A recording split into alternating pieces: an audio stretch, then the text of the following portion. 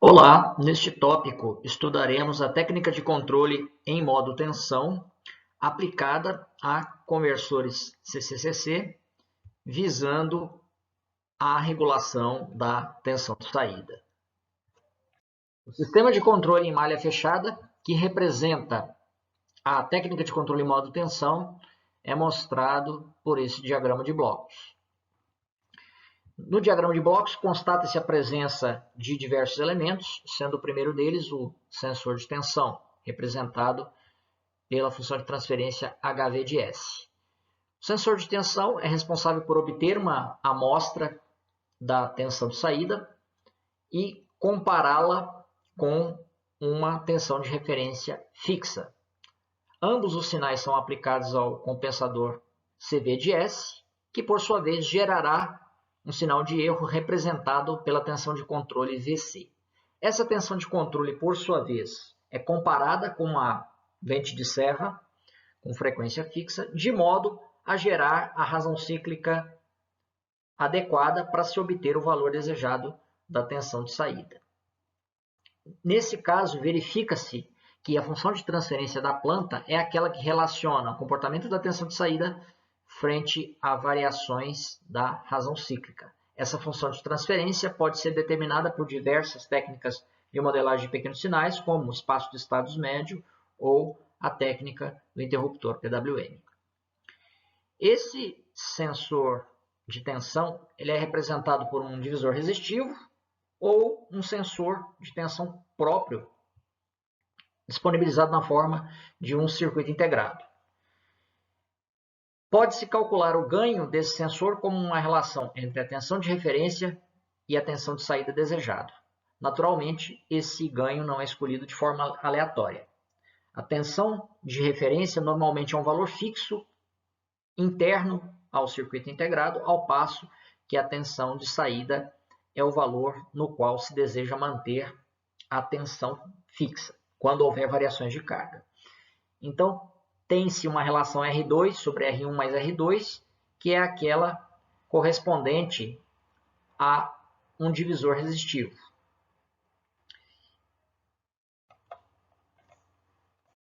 Nesse slide, temos a representação de um conversor buck-síncrono, que em vez de empregar um diodo, associado à razão cíclica 1-D, ou seja, a razão cíclica complementar, emprega dois interruptores, que naturalmente também operam de forma complementar, com razões cíclicas D e 1-D. Tem-se então a realimentação da tensão de saída por meio do divisor resistivo composto por R1 e R2. Nesse caso, emprega-se um circuito do tipo buffer com amplificadores operacionais, que é responsável por eliminar ou pelo menos mitigar o ruído proveniente da comutação, impondo então um circuito de alta impedância entre a saída do conversor e a entrada do circuito de comando. Dessa forma, a tensão de saída é aplicada ao compensador e comparada à tensão de referência fixa VREF. Gera-se então um sinal de erro que, por sua vez, é comparado com uma dente de serra, nesse caso, obtida a partir de um circuito oscilador. Muitos circuitos integrados PWM possuem um oscilador interno, cuja frequência pode ser ajustada por meio dos valores de resistência e capacitância associados ao circuito. Além disso, tem-se um sinal de clock para resetar um flip-flop RS, especificamente nesse caso, sendo que a saída Q vai ser responsável por acionar um interruptor de um conversor buck-síncrono associado à razão cíclica D, e a saída Q barra é responsável por acionar o interruptor associado à razão cíclica complementar 1-D. No caso de um conversor buck, o interruptor associado a 1-D não existiria e, portanto, ele seria substituído por um diodo nesse circuito. Nesse slide, temos a representação da comparação do sinal de controle, ou seja, do sinal de erro proveniente do compensador, com a dente de serra de frequência fixa visando a geração dos pulsos de comando para o interruptor. Essa operação de comparação é realizada por meio de um amplificador operacional rápido, ou seja, um comparador que pode ser um circuito integrado do tipo LM311, LM318, LM393, havendo várias outras opções comercialmente disponíveis. Em muitos circuitos integrados, como o 3525, esse comparador está inserido internamente, não havendo necessidade de sua implementação discreta. Porém, se for utilizado um tipo de CI que não empregue esse comparador, como o famoso 555, é necessário, então, escolher um amplificador operacional rápido que permita essa operação de comparação. No slide temos uma comparação do sinal de controle que, após um certo intervalo de tempo, é reduzido. Isso tem um impacto direto na largura do pulso aplicada ao interruptor. Além disso, foi provado na análise de pequenos sinais, empregando as técnicas de modelagem anteriormente estudadas, que o ganho do modulador PWM corresponde a um valor fixo que é igual ao inverso da tensão pico a pico da forma de onda dente de serra. Neste slide temos um roteiro de projeto detalhado do sistema de controle em malha fechada. O primeiro passo é conhecer as especificações do conversor em termos do seu respectivo ponto de operação nominal, visando traçar a função de transferência de laço aberto sem compensação da malha de tensão, que corresponde a um produto entre a função de transferência da planta, V0 sub D, função de transferência do elemento sensor e a função de transferência do modulador. Depois, deve-se escolher a frequência de cruzamento de ganho unitário, lembrando que esse valor não pode ser maior que 1/4 da frequência de comutação. Como mencionamos anteriormente, valores baixos de margem de fase levam a uma resposta oscilatória e, dessa forma, escolher a margem de fase entre 30 e 90 graus é uma escolha adequada para a maior parte dos projetos, sendo essa, então, uma escolha conservativa. Depois, deve-se determinar o ganho do compensador, substituindo o valor da frequência de cruzamento desejada na respectiva expressão numérica da função de transferência de laço aberto sem compensação e assim obter esse valor. Ou ainda, se o projetista estiver trabalhando com Sisotool, pode-se obter graficamente esse valor sem que haja necessidade de se fazer o cálculo segundo a expressão mostrada. E assim, deve-se adotar essa expressão para se calcular o ganho absoluto em função do ganho em decibéis encontrado a partir da função de transferência. O próximo passo consiste em determinar a defasagem provocada pelo sistema, que corresponde ao ângulo de fase na frequência de cruzamento de ganho unitário, representada por PV. Esse valor é utilizado na expressão 15 para se calcular o valor de alfa, que é o ângulo associado ao fator K.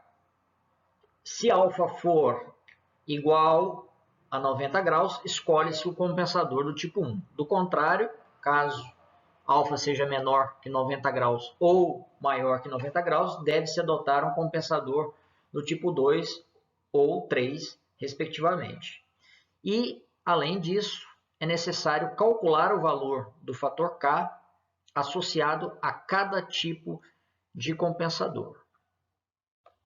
De acordo com o valor do ângulo alfa, calculado segundo a equação 6, deve-se então calcular o valor do fator K segundo o respectivo tipo do compensador. Então, para o compensador tipo 1, fator K é igual a 1, não precisa ser calculado. Para o compensador tipo 2, tem-se o cálculo do fator K segundo a expressão 8 e para o compensador tipo 3 deve-se empregar a expressão 9. Ressalta-se que o fator K tem influência direta no cálculo dos componentes do compensador, que serão responsáveis por permitir que a função de transferência de laço aberto compensada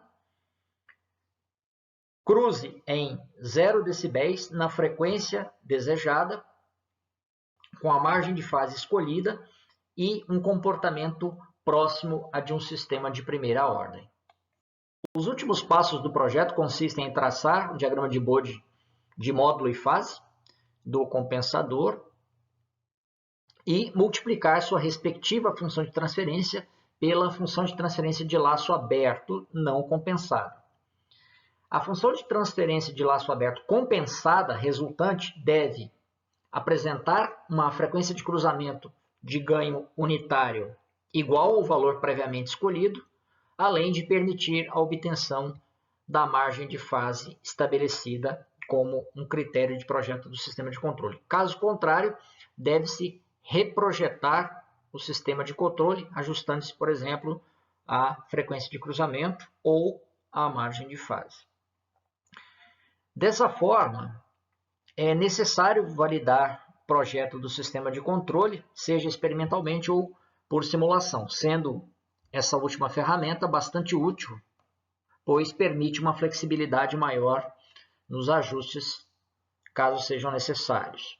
Então, usando o software PSIM ou qualquer outro semelhante, deve-se fazer a simulação do conversor CCCC em malha fechada, empregando o compensador desejado e aplicar degraus periódicos de carga, de, por exemplo, 50% da potência nominal para 100% da potência nominal e vice-versa, verificando-se se o sistema é estável e se a tensão de saída permanece regulada no valor desejado. Outra técnica de controle que pode ser usada na regulação da tensão de saída de conversores é a chamada lógica ou controle de modo tensão com proteção de sobrecorrente. Essa técnica de controle é bastante semelhante à técnica de corrente média, porém, nesse caso, as duas malhas operam de forma independente, empregando-se uma estratégia que é semelhante à lógica ou, quer dizer que, ora a malha de tensão opera, ora a malha de corrente opera. Então, para isso, nós temos que trabalhar com duas malhas, a malha que está associada à planta de tensão, relacionando a tensão de saída com a corrente do indutor, e a malha que está associada à planta de corrente, que relaciona a corrente do indutor com a razão cíclica. Então, esse é o diagrama de blocos que representa essa técnica de controle. Verifica-se que, ao contrário da técnica de controle por corrente média, em que a malha de tensão fornece uma referência para a malha de corrente, nesse caso, as referências para as malhas são obtidas de forma independente. Como foi mencionado anteriormente, as malhas operam de forma individual e independente. A malha de tensão é responsável por regular a tensão de saída no valor estipulado, desde que a corrente no indutor seja inferior ao valor máximo associado à referência. Caso isso não ocorra, a malha de corrente operará, limitando a máxima corrente que circula no conversor, então obtém-se proteção inerente contra curto-circuito. Além disso, para tornar as malhas independentes, adotam-se frequências de cruzamento de ganho unitário independentes para cada uma das malhas. E outro cuidado que deve-se ter no projeto do circuito é o uso de um interruptor rápido, de tal forma que não se gere ruído interferindo no funcionamento das malhas. Para essa finalidade, no circuito de controle pode-se empregar um diodo Schottky de baixa potência, visto que possui atuação rápida e não apresenta problema de recuperação reversa como diodos ultra-rápidos. Como foi mostrado anteriormente, é necessário amostrar tanto a tensão de saída quanto a corrente no indutor. Vimos que para amostrar a tensão de saída basta usar um simples divisor resistivo. E para amostrar a corrente no indutor, nós podemos usar dois tipos de sensor. Sensor resistivo, o resistor shunt, que é mais simples que um sensor de efeito Hall, porém apresenta a inconveniência de dissipar potência. Por outro lado, o sensor de efeito Hall apresenta um custo maior, mas não apresenta dissipação de potência, ou pelo menos a potência dissipada é bem menor que aquela no caso do resistor shunt.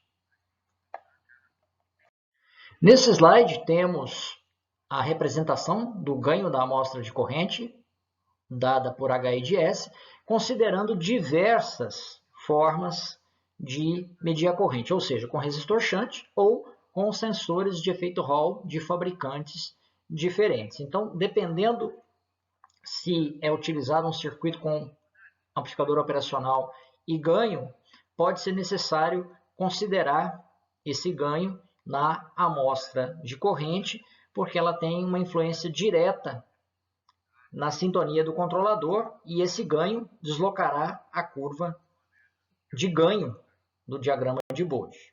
Agora, no PSIM, basta considerar que o ganho do sensor de corrente vai ser igual ao valor da resistência shunt adotada. O projeto do sistema de controle em malha fechada, empregando a técnica de controle em modo tensão com proteção de sobrecorrente, pode ser implementada empregando-se compensadores do tipo PI com filtro nas duas malhas, tanto na malha de tensão quanto na malha de corrente. E a sintonia desses controladores pode ser realizada de acordo com o fator K, seguindo a mesma metodologia anteriormente descrita para o controle em modo de tensão convencional. E outra forma de dimensionar o compensador, sintonizando adequadamente para essa condição de operação, consiste em adotar os critérios de alocação de polo I0 descritos nessa referência R1. Então, teremos resultados semelhantes e, via de regra, o conversor deverá apresentar uma resposta rápida, pouco oscilatória, com um sobressinal reduzido, considerando ainda que o sistema de controle associado à função de transferência de laço aberta compensado deve apresentar a frequência de cruzamento desejado e uma margem de fase positiva, a maior possível.